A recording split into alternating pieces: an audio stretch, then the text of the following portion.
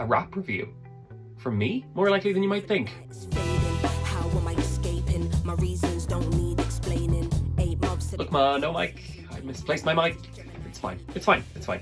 Anyway, generally I am no rap connoisseur, but I do love Little Simz. I stumbled upon her record Grey Area back in 2019, and I have been following her since then, and what a journey she has been on. The most recent developments of which have influenced this new record, Lotus, which is somehow both bruised and bruising. Long story short, Simz recently cut ties with her lifelong friend, collaborator and producer Inflo, ostensibly over unpaid loans. But if some of the lyrics on here are anything to go by, this schism runs much deeper than that. Opening track Thief sees Simz spent 4 minutes straight pulling no punches. There's not even a featured artist on the chorus to soften any blow. And she depicts in a diaristic sort of way the suffering that this relationship brought upon her, accusing her former producer not only of financial exploitation, but also of emotional manipulation. Meanwhile, Hollow and Lonely are more downtrodden untanglings of this falling out. The former is set over a floaty bed of synths, brass and strings, and it dictates the disappointment and betrayal that Simz feels, while the latter recounts her grappling with the notion that maybe she should quit music altogether that she was experiencing during the twilight days of her relationship with Inflo. But as per usual, Simz avoids getting bogged down in any one particular idea or theme and covers a vast array of ideas across Lotus. Love is a major theme, of course, with 3 tracks in a row detailing different aspects of love. The Gospel Inflected only depicts Simz' love for her partner,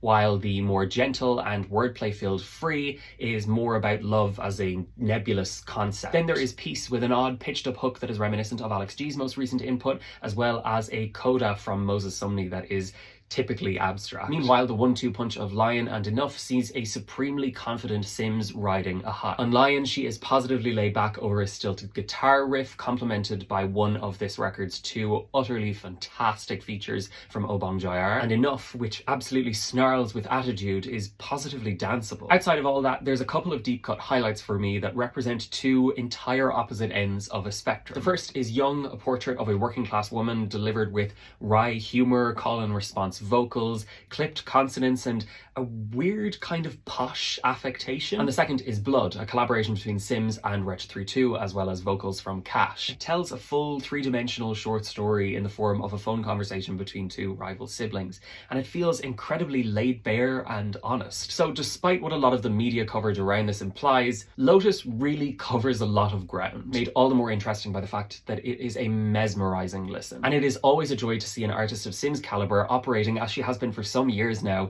in her prime. Even if, like me, you are not generally a fan of rap music, there is something for you on here. Survival mode, banging my drum in tribal mode. Why you so obsessed?